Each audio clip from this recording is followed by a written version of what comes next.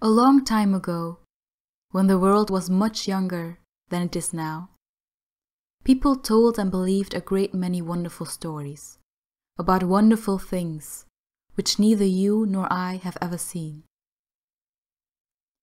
They often talked about a certain mighty being called Jupiter, or Zeus, who was king of the sky and the earth. And they said that he sat most of the time amid the clouds on the top of a very high mountain, where he could look down and see everything that was going on in the earth beneath. He liked to ride on the storm clouds and hurl burning thunderbolts right and left among the trees and rocks, and he was so very, very mighty that when he nodded, the earth quaked, the mountains trembled and smoked, the sky grew black, and the sun hid his face. Jupiter had two brothers, both of them terrible fellows, but not nearly so great as himself. The name of one of them was Neptune, or Poseidon, and he was the king of the sea. He had a glittering golden palace far down in the deep sea caves, where the fishes live and the red coral grows. And whenever he was angry, the waves would rise mountain high, and the storm winds would howl fearfully, and the sea would try to break over the land. And men called him the shaker of the earth. The other brother of Jupiter was a sad, pale-faced being, whose kingdom was underneath the earth, where the sun never shone, and where there was darkness, and weeping and sorrow all the time. His name was Pluto, or Idoneus, and his country was called the Lower World, or the Land of Shadows, or Hades. Men said that whenever anyone died, Pluto would send his messenger, or shadow leader, to carry that one down into his cheerless kingdom. And for that reason they never spoke well of him, but thought of him only as the enemy of life. A great number of other mighty beings lived with Jupiter amid the clouds on the mountain top. So many that I can name a very few only. There was Venus, the queen of love and beauty, who was fairer by far than any woman that you or I have ever seen. There was Athena, or Minerva, the queen of the air, who gave people wisdom and taught them how to do very many useful things. There was Juno, the queen of earth and sky, who sat at the right hand of Jupiter and gave him all kinds of advice. There was Mars, the great warrior, whose delight was in the din of battle. There was Mercury, the swift messenger, who had wings on his cap and shoes, and who flew from place to place like the summer clouds when they are driven before the wind. There was Vulcan, a skillful blacksmith, who had his forge in a burning mountain, and wrought many wonderful things of iron and copper and gold. And besides these, there were many others, about whom you will learn by and by, and about whom men told strange and beautiful stories. They lived in glittering golden mansions, high up among the clouds, so high indeed that the eyes of men could never see them. But they could look down and see what men were doing. And oftentimes they were said to leave their lofty homes and wander unknown across the land or over the sea. And of all these mighty folk, Jupiter was by far the mightiest. Jupiter and his mighty folk had not always dwelt amid the clouds, on the mountain top. In times long past, a wonderful family called Titans had lived there, and had ruled over all the world. There were 12 of them, 6 brothers and 6 sisters. And they said that their father was the sky and their mother the earth. They had the form and looks of men and women, but they were much larger and far more beautiful. The name of the youngest of these Titans was Saturn, and yet he was so very old that men often called him Father Time. He was the king of the Titans, and so, of course, was the king of all the earth besides. Men were never so happy as they were during Saturn's reign. It was the true golden age then. The springtime lasted all the year. The woods and meadows were always full of blossoms, and the music of singing birds was heard every day and every hour. It was summer and autumn too, at the same time. Apples and figs and oranges always hung ripe from the trees, and there were purple grapes on the vines, and melons and berries of every kind, which the people had but to pick and eat. Of course, nobody had to do any kind of work in that happy time. There was no such thing as sickness or sorrow or old age.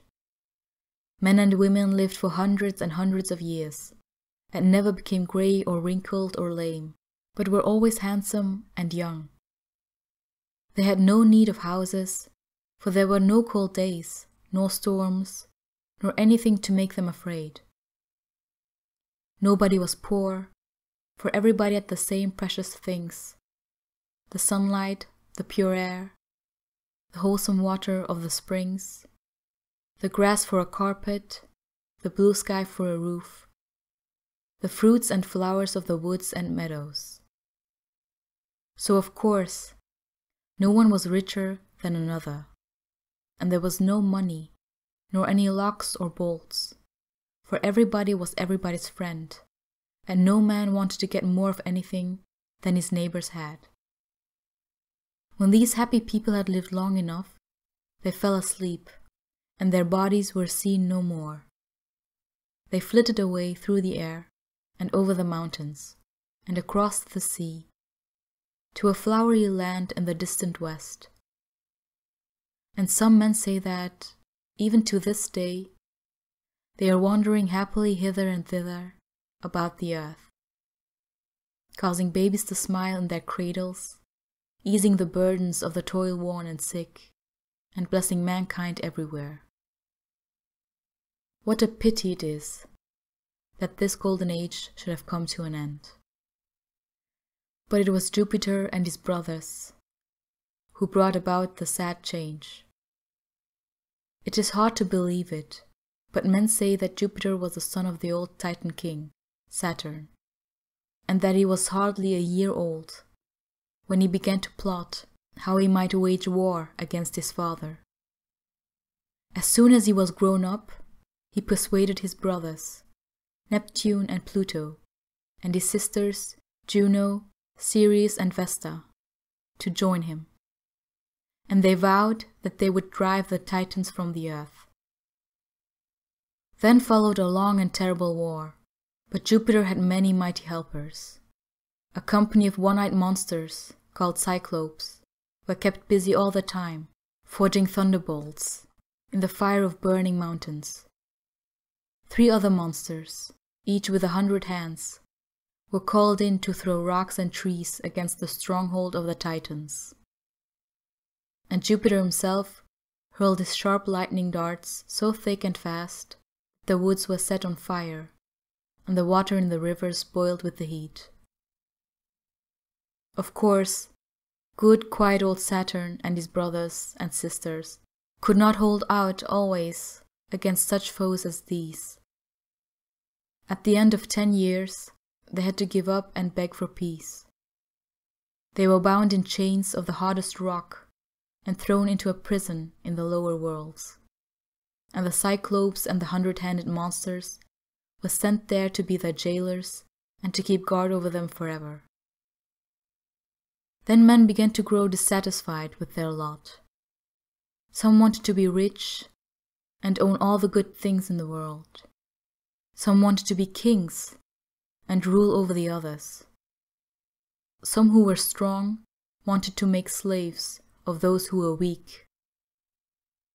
Some broke down the fruit trees in the woods, lest others should eat of the fruit.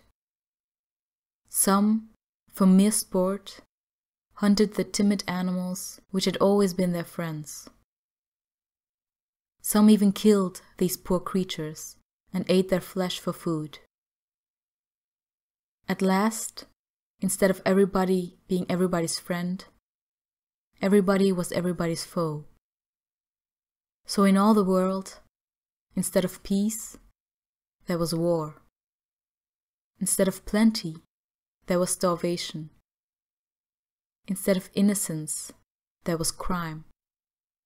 And instead of happiness, there was misery.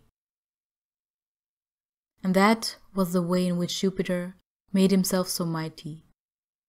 And that was the way in which the Golden Age came to an end. In those old times, there lived two brothers who were not like other men, nor yet like those mighty ones who lived upon the mountain-top. They were the sons of one of those Titans who had fought against Jupiter and been sent in chains to the strong prison house of the lower world. The name of the elder of these brothers was Prometheus, or Forethought, for he was always thinking of the future and making things ready for what might happen tomorrow, or next week, or next year, or maybe in 100 years to come. The younger was called Epimetheus, or Afterthought, for he was always so busy thinking of yesterday, or last year, or 100 years ago, that he had no care at all for what might come to pass after a while.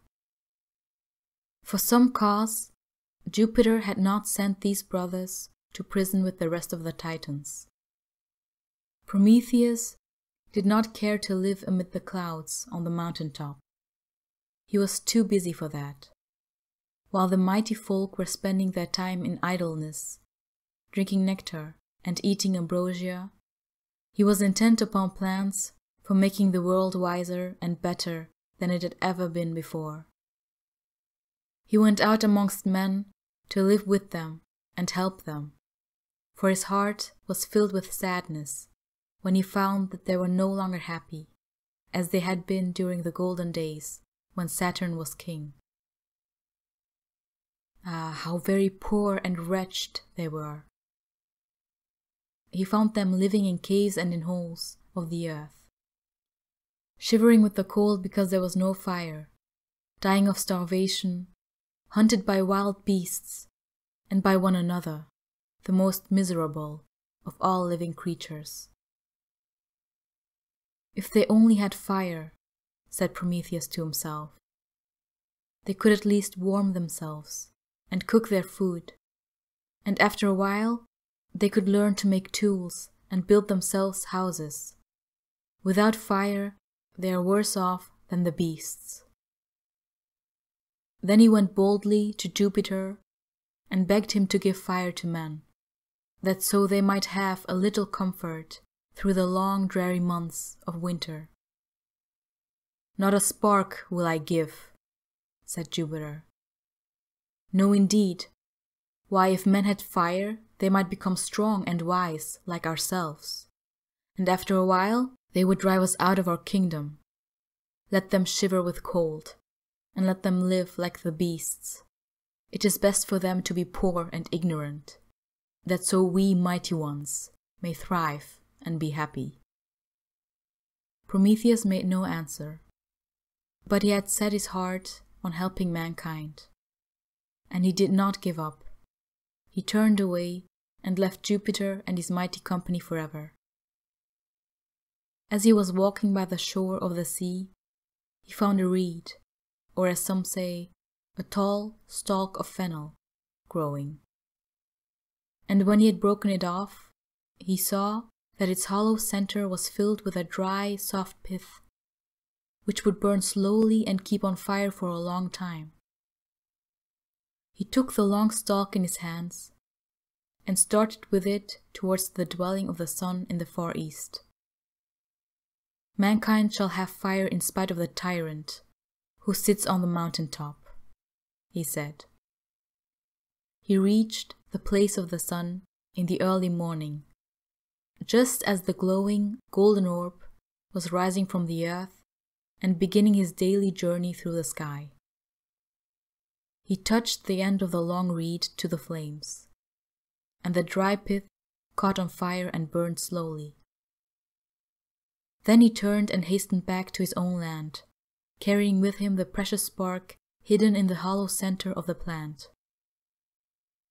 He called some of the shivering men from their caves and built a fire for them, and showed them how to warm themselves by it, and how to build other fires from the coals. Soon there was a cheerful blaze in every rude home in the land, and men and women gathered round it and were warm and happy, and thankful to Prometheus for the wonderful gift which he had brought to them from the sun. It was not long until they learned to cook their food, and so to eat like men instead of like beasts.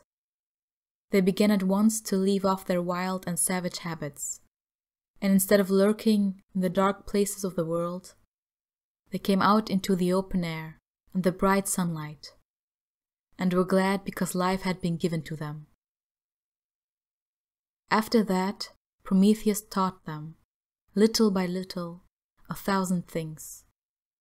He showed them how to build houses of wood and stone, and how to tame sheep and cattle and make them useful, and how to plow and sow and reap, and how to protect themselves from the storms of winter and the beasts of the woods. Then he showed them how to dig in the earth for copper and iron, and how to melt the ore, and how to hammer it into shape, and fashion from it the tools and weapons which they needed in peace and war. And when he saw how happy the world was becoming, he cried out, "A new golden age shall come, brighter and better by far than the old." Things might have gone on very happily indeed, and the golden age might really have come again, had it not been for Jupiter. But one day, when he chanced to look down upon the earth, he saw the fires burning, and the people living in houses, and the flocks feeding on the hills, and the grain ripening in the fields, and this made him very angry. "Who has done all this?" he asked. And some answered, "Prometheus." "What? That young Titan?" he cried. "Well, I will punish him in a way that will make him wish I had shut him up in the prison house with his kinsfolk. But as for those puny men, let them keep their fire. I will make them 10 times more miserable than they were before they had it." Of course, it would be easy enough to deal with Prometheus at any time, and so Jupiter was in no great haste about it. He made up his mind to distress mankind first, and he thought of a plan for doing it in a very strange, roundabout way. In the first place, he ordered his blacksmith Vulcan, whose forge was in the crater of a burning mountain, to take a lump of clay which he gave him, and mold it into the form of a woman. Vulcan did as he was bidden, and when he had finished the image, he carried it up to Jupiter, who was sitting among the clouds with all the mighty folk around him. It was nothing but a mere lifeless body, but the great blacksmith had given it a form more perfect than that of any statue that has ever been made. "Come now," said Jupiter, "let us all give some goodly gift to this woman," and he began by giving her life. Then the others came in their turn, each with a gift for the marvelous creature. One gave her beauty, and another a pleasant voice, and another good manners, and another kind heart, and another skill in many arts. And lastly, someone gave her curiosity. Then they called her Pandora, which means the all-gifted, because she had received gifts from them all.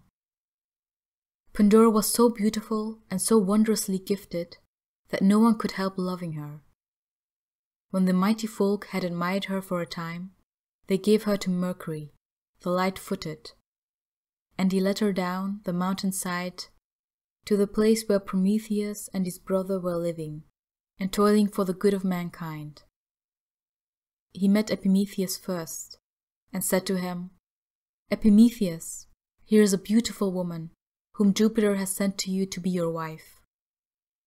Prometheus had often warned his brother to beware of any gift that Jupiter might send, for he knew that the mighty tyrant could not be trusted.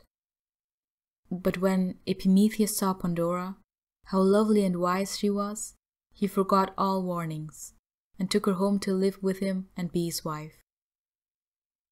Pandora was very happy in her new home, and even Prometheus, when he saw her, was pleased with her loveliness. She had brought with her a golden casket, which Jupiter had given her at parting, and which he had told her held many precious things. But wise Athena, the queen of air, had warned her never to open it, nor look at the things inside. "They must be jewels," she said to herself, and then she thought of how they would add to her beauty, if only she could wear them. "Why did Jupiter give them to me, if I should never use them, nor so much as look at them?" she asked. The more she thought about the golden casket, the more curious she was to see what was in it, and every day she took it down from its shelf and felt off the lid, and tried to peer inside of it without opening it. "Why should I care for what Athena told me?" she said at last. "She is not beautiful, and jewels would be of no use to her. I think that I will look at them, at any rate. Athena will never know, nobody else will ever know." She opened the lid a very little, just to peep inside. All at once there was a whirring, rustling sound, and before she could shut it down again, out flew 10,000 strange creatures with death-like faces, and gaunt and dreadful forms, such as nobody in all the world has ever seen. They fluttered for a little while about the room, and then flew away to find dwelling places wherever there were homes of men. They were diseases and cares, for up to that time mankind had not had any kind of sickness, nor felt any troubles of mind, nor worried about what the morrow might bring forth. These creatures flew into every house, and without anyone seeing them, nestled down in the bosoms of men and women and children, and put an end to all their joy. And ever since that day, they had been flitting and creeping, unseen and unheard, over all the land, bringing pain and sorrow and death into every household. If Pandora had not shut down the lid so quickly, things would have gone much worse. But she closed it just in time to keep the last of the evil creatures from getting out.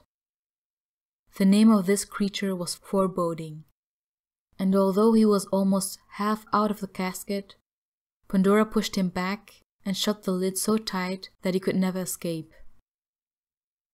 If he had gone out into the world, men would have known from childhood just what troubles were going to come to them every day of their lives. They would never have had any joy or hope so long as they lived. And this was the way in which Jupiter sought to make mankind more miserable than they had been before Prometheus had befriended them. The next thing that Jupiter did was to punish Prometheus for stealing fire from the sun. He bade 2 of his servants, whose names were Strength and Force, to seize the bold Titan and carry him to the topmost peak of the Caucasus Mountains. Then he sent the blacksmith Vulcan to bind him with iron chains and fetter him to the rocks so that he could not move hand or foot. Vulcan did not like to do this, for he was a friend of Prometheus, and yet he did not dare to disobey.